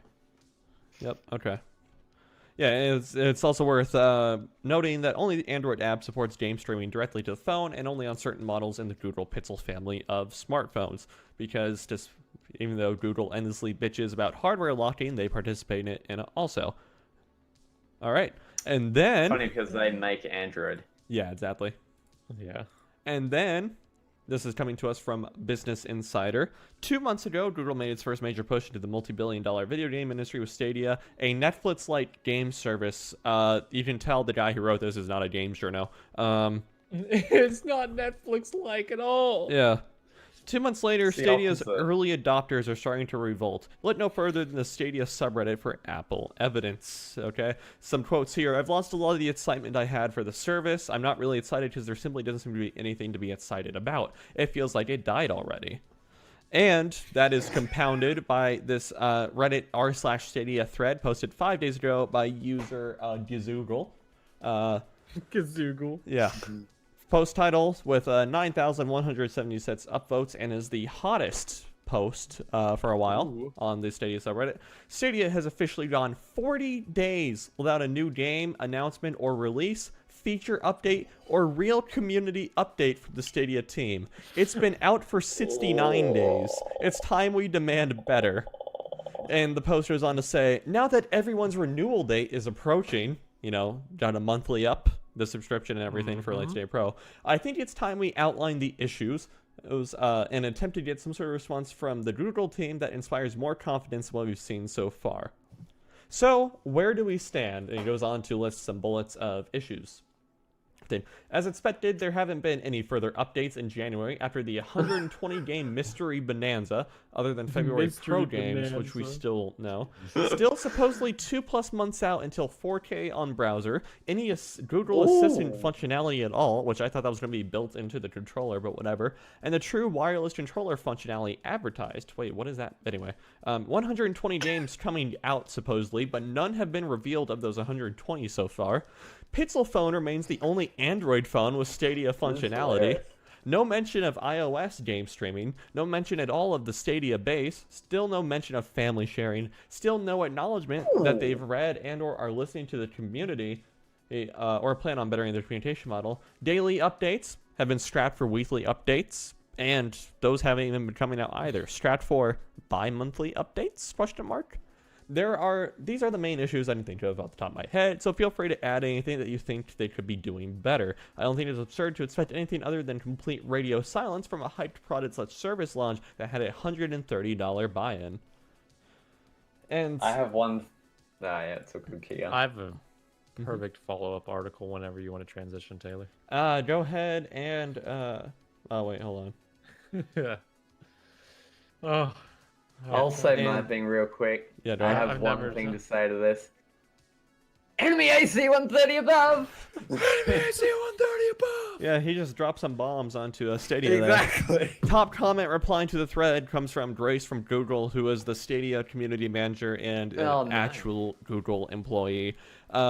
She says, hey everyone, thanks for taking the time to write out your thoughts, and don't worry, I'll make sure this post doesn't get removed. All the concerns you brought to the table are completely valid, and I understand where your frustrations are coming from. Nobody likes to be left in the dark. While I don't have product updates to share right at this second, I can promise you that I have been, and will continue taking feedback posted to r/Stadia and other channels, like the Stadia Community Forum, back to the Stadia team. As always, thanks for your patience, keep these notes coming, and I'll be jotting them down as they come in. So, okay. To be implemented when? 2054? Yeah, I don't know. Yeah. So yes, Okay. Stadia is continuing to, the bed. On arrival. Yeah. So, yeah, Matt, what did you want to follow up with? So actually, Stadia has addressed the lack of game announcements. Oh, Oh, They yeah. have. okay. And they, in the article, it does reference, the specific Reddit article that you talk about, mentioning it's been 40 days since a new game was announced for the service. And when questioning this, Google had a response saying it's up to the publishers. Google has provided a statement on gamesindustry.biz about the silence of upcoming releases, and has said that much of this falls to publishers who are gearing up to make their own announcements. Google has previously said that there are 120 games coming to Stadia in 2020, including at least 10 exclusive in the first half of the year. That's a not good sign so far. And in its statement, they say that they won't be announcing all of them directly. Of course, not all 120 titles will be announced by the Stadia team. The statement reads, as we leave it up to the publishers to make the announcements about their IP/games. And which platforms it will appear on, just as we do with our exclusive content coming to Stadia. One question. Yeah. Isn't it a bit late to be announcing exclusives that are going to be releasing in the start of the year? Yeah, it is. Oh yeah, Yeah. We're starting to reach out of the start of the year territory. yeah. We are looking towards mid-year now. Yeah. Exactly, yeah. Mid-year holiday season. We're starting to look at that. Yep. And according to Android Police, only 17 games in total are known to be coming to Stadia beyond what's already available. This includes some pretty big titles like Marvel's Avengers. I wouldn't say that's a big title, Black Cyberpunk got 2020. delayed. Yeah, Cyberpunk 2077. Black got Doom delayed. Eternal. I mean, I trust Project Red, CD Project Red, so I'll give them that. I know, Watchdog but Legions, Baldur's Gate 3, and Destroy All Humans. Still, it's a low number though. Isn't that already out? I think so. I don't know. But still, like we've finished the first month of the year, and there has been nothing in terms of announcements for Stadia. The only things that we know are coming are stuff that we've already knew were coming before Stadia's release. Mm-hmm. The user base has completely stagnated. This thing's burning down quick. Yeah, no, it's like it's dumpster firing really hard. I am so happy I was right on everything in that video, even though it was very controversial. Apparently, oh yeah, Like, you haters out there. Anything, Matt. So it's like we've been in the same boat, right? Your video criticizing Stadia, my article criticizing Stadia, all received the same controversial response. All true though. Yeah, it's just like, yeah, but you know what? Shroud went live on Mitzer, by the way. Stop the presses. We need to go there. Sorry for the Windows notification sound, ladies and gentlemen. Yeah, so, you know, we were right. Love it. And all of y'all that drank the Stadia Kool-Aid are currently lying dead in a field in Texas right now. Okay? You know, look, we may mess up sometimes, but we were damn accurate about this one. Yeah. I feel like anyone that played games for at least a year could have told you this would have been DOA, right? Played game singular. Played game. It's like anybody who played video. Yeah. Have you played video? Anybody. Yes. Anybody who's part of the gaming industry or plays video games or anything could tell by the stuff that the information that they're releasing about it. You can just tell that this is not going to work. I don't know. There were a number of journos like in the game industry who were convinced it was going to be great and everything. There were a lot of people in the gaming industry who were convinced. But then gaming journos aren't real gamers. I don't want to say anything bad, but paid off maybe. Maybe, yeah. I don't know. That'd be a possibility. No, that's not the correct term. The correct term is sponsored. Yeah, I don't know. Get it right. In all seriousness, though, it's like, in the game journalism industry and everything, I believe there are a scary proportion of people, in the industry that don't really actually play or like video games. Yeah. So, and, Kotaku is a good example of that. Yeah. Polygon, Yeah. And I mean, that's it's one of the reason why I like our platform is a lot is because we honestly play video games much more than we write about them. I wouldn't say we're games journalists, to be Oh honest. no, we're not journalists by anymore. We're games enthusiasts. It's like we're not journalists. We're not doing investigative work or anything, right? We're just talking about something that we all love to do, which I think we're starting to see, as well as bring in the news. Yeah, and so it's like I think we're starting to see that trend for gaming websites and everything, right? Twinfinite is growing. We're growing, believe it or not. Site viewership increases month over month. Ever since that little debacle a while ago. Yeah, the Doom thing. Yeah, Twinfinite is growing. Everybody has their own opinions. We respect them, and we'll publish them even though we don't, all agree on them. Yeah. I mean, I fundamentally disagreed with the Doom article, but it's still it's his opinion. Honestly, I think the worst part of that Doom article was the title. Yeah, it was. I think that was the egregious thing about it, I think. Yeah. Anyway, that could have been changed and things would have been a lot better. That's water under the bridge. The guy doesn't even work here anymore. No, I'm serious. I know, but it was not by for choice. That reason. It was by choice. Reason. Yeah, it was by choice. Reason.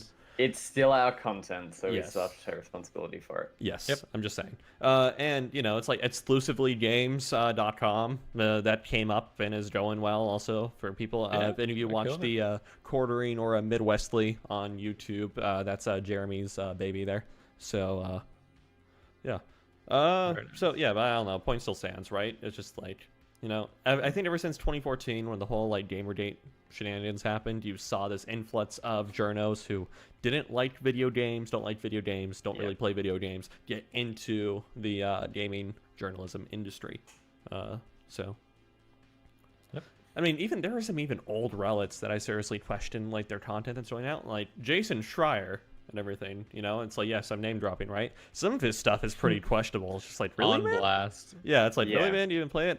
Adam Sessler, for the longest, or it's like for a really long time now, has been, like, less of a games journalist, more of just, like, a political hack at this point. Also on blast. Yeah. Morden Webb. Anybody else who in a blast while we're on it, Taylor? Um, Just start name dropping people. Just like Well, we're still go, talking about rapid we're lightning still round. talking about Let's Play here. Mordred Webb, she's more or less effed off, right? I think she started a family or something, so good for her. Yeah, let's see who else. Pretty much the entire IGN staff. Let's do that. Yeah. I've got Every some journo things to out say there about who IGN, but bitched yeah. about the anime titty in Code Vein. I have completed that game, and I can confidently tell you you have no reason to fear the anime titty. Okay, you have embraced the anime titty. I have embraced the anime titty. Okay. Perfect. Okay, perfect. Yeah. So yeah. I have investigated the anime titty. Yeah. The people who called for censorship of Modern Warfare. Yeah. Yeah, those people. Yeah, and that's like, you know, there are categories of people you can run down here. So, yeah. But as you said, the industry is definitely changing. I.e., you can see that with Kotaku, who got purchased by some different people, who I think it was Kotaku at least, who then removed like a lot of opinion relating to their news pieces, because that's the thing nowadays. For some reason, a lot of journalists outside of gaming as well put opinion in news, which is something that we believe should not happen at all. You're reporting facts, keep it at that. Right. Don't add your opinion to it. Nobody You wants can it. make a separate article for that at a later Precisely. time. Exactly. Get In more fact, clicks I'd that imagine way. most sites would want you to do that because that's another article to put ad space onto. Exactly, Anyway, yeah. It's more And content. that's exactly. that's more clicks. Yeah, exactly. And so, and more to that also, it's like regarding like Kotaku being purchased and everything. You know, there was kind of a problem in like the mainstream games journal industry. So, you know, like mainstream sites like Kotaku, Polygon, IGN, GameSpot, etc. When the parent companies that ended up like reacquiring them, purchasing them or whatever, had to like, they were complaining that their new companies were saying, quit injecting your political opinions into stuff. And they started bitching about it incessantly, you know? And a lot of people left Kotaku because of that as well. Yeah. If I may do like a minor personal anecdote too, a lot of applications that we've had to culture of gaming here, they're like, oh, I primarily want to focus on some like group representation in video games for my writing and everything, you know, trying to get a political narrative involved into games somehow. And like, you know, at least here at, I would say, for, you know, people who don't know necessarily behind the scenes here at Culture of Gaming, I would like unintentionally, we have a very intellectually diverse group. We have people all over the spectrum who have all their, you know, own opinions, their personal beliefs, their own, all that. Yeah. But it's like, that's just by happenstance because, you know, they just like enjoying writing about gaming. And that's the primary thing, is they just want to write about gaming, not anything particular necessarily about gaming, but just something they care about. Yeah. That's not necessarily too focused on like a particular political sect or something like that. Just something about games. And I mean, you can want to write about something, but that doesn't mean that we're going to publish it. Right, Yeah. exactly. Keep it gaming related. Do not push a Unless it's political Taylor's agenda. anime stuff. I mean, Sure. Or Am my I tech- wrong? Or my tech stuff also. True. so yeah, it's like if you're writing about something outside of politics, keep it about that specific topic. category. Don't push Yeah. some agenda in the article that you're writing about. There's no need for that. Yeah, if you really want to In my like push an opinion, at least. agenda or like express your political opinion, go Go apply. work for CNN. Yeah, go apply to like a column position at like Wall Street Journal or like Huffington Exactly. Post or Washington Post or something like that. Just keep it out of the games industry. Let's keep talking about video games, okay? That's why you play I want to games. talk about the video. Yeah. Anyway, yeah. But that's why you play games, and this is what developers are doing as well. They're putting in little political stances and this, that, and everything else in games. We don't need that. Right, We exactly. play a video game to escape reality, not Well- to, oh crap, this is what's going on in the world. Yeah, video games is one of the greatest forms of escapism, but it's also one of the greatest forms of being able to tell a story, being able to reflect on something in the real world, something you may be struggling with, and that's one of you could look at Kojima's and his particular works. A lot of his Metal Gear Solid is based off of his history with his dad and how that's reflected in the games and in all the games he's made actually. Yeah. And how that's molded his life and how that he's trying to tell that story in that, or like how Miyazaki created Legend of Zelda off the his inspiring childhood trek across Tokyo, or not Tokyo but Japan as a whole, and just the sense of wonder of discovering something he didn't know that was there and kind of just going without a map. Like games are much more deeper than just a political stance. It's a medium to be able to tell a story, to be able to like Celeste. I know not all of us here are big fans of Celeste, but it is a huge game about being able to cope with depression or stuff like that. Sure. It's about a deeper meaning in the end of the day. Yeah. And I mean, Miyamoto was inspired to make Star Fox because he grew up in rural Japan, and a lot of rural Japanese villages, even in today's day and age, it's like they still have kind of older Shinto beliefs and everything. They also have these guardian deities and everything. And his village was a fox. So yeah, that's what inspired Star Fox. Interesting. Yeah, there's all sorts of What? Can't use guns in Donkey Kong. Is that an ad? What? On our site. Hold on. So it's I scroll down on the site. So it's Resident Evil 8 details may have been late. Continue reading. It is an ad. Okay. There's a picture from an anime or a manga or something. It's read my stepmom. My girlfriend is jealous of my stepmom. Taylor. Woo. Yeah. It's okay. So we don't. Is that a Google ad? Yes, it is.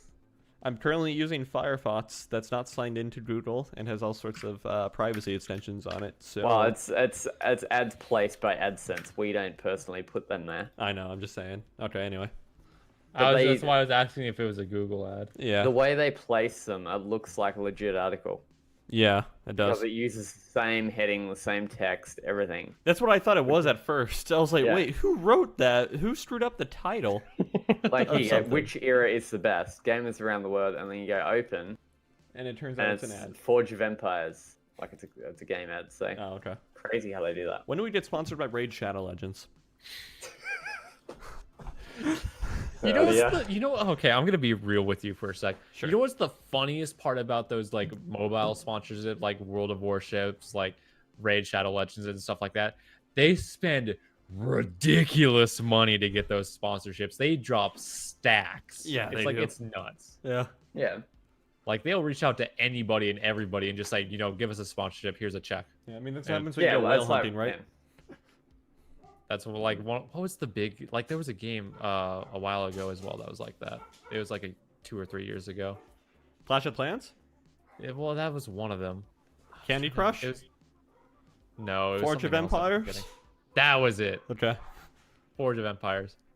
Okay, yeah. And that's a very worse version of Clash of Clans. At least Clash of Clans was it's a well-made game. Okay. And now the flavor of the month is Raid Shadow Legends. Play today. Raid Shadow Legends. Download below. The #1 downloaded game on the Google Play Store. All right. Brought to you by NordVPN. God. Okay. All right. Generic VPN 239. Yeah. Oh, Nord was had a really good reputation until they got hacked. Yeah. And then private internet access still kind of remains to be seen because they got acquired by a parent company who's got an iffy track record, but so far so good. I recently got a sale of a year for their service. Been using it a little bit. Yeah. So yeah, do a VPN if you haven't, folks, already. It helps. Don't use it when playing video games. If they find out, they might ban you. Yeah, just a heads up though. Yeah, disclosure. Yeah, disclosure. Turn it off for gaming. Yeah. But if you're just browsing the web, watching YouTube, then yeah, tab it on, and you'll be Gucci. Yeah, especially if you want to access other countries' Netflix. Yes. Yeah. Anthony knows all about that. Exactly. Yeah. All right. Mr. Zero Ping. Yeah. So if that's gonna be that conversation, then Anthony, what games are releasing this next week?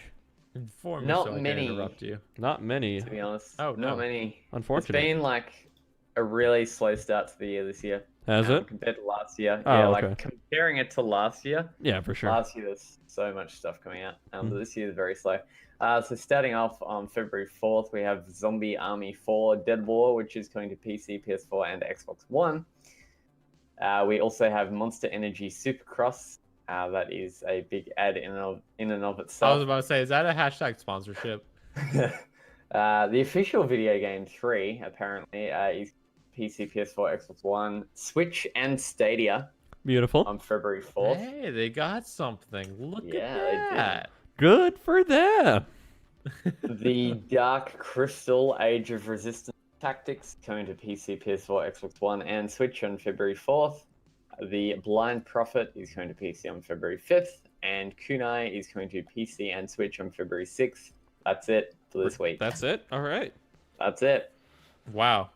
That's. Slow. I don't want to say disappointing, but I damn. mean, the beginning of the year is kind of always like that, though.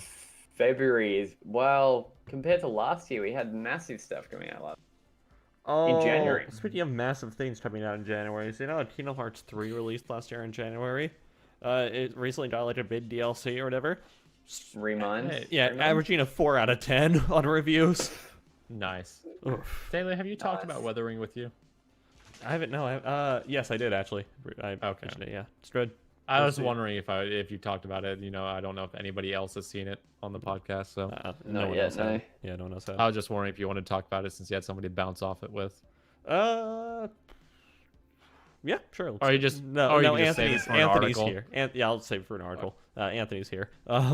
Hey Taylor, Yeah, can you do a top 10 list of like best food anime, like like As in- anime or food in anime? best food in it. Okay, got it. Yeah, Garden Awards is definitely up there. Yeah, Naruto. None.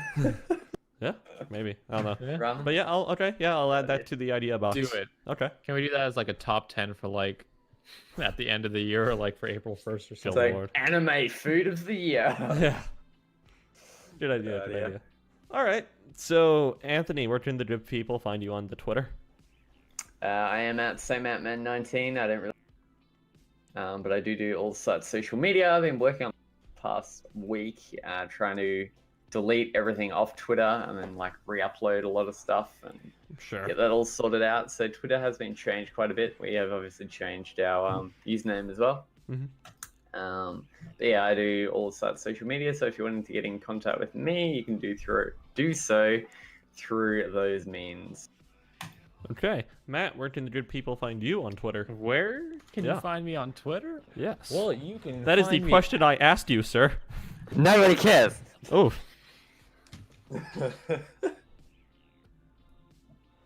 He's gone. Yep. Later. No, peace. You can.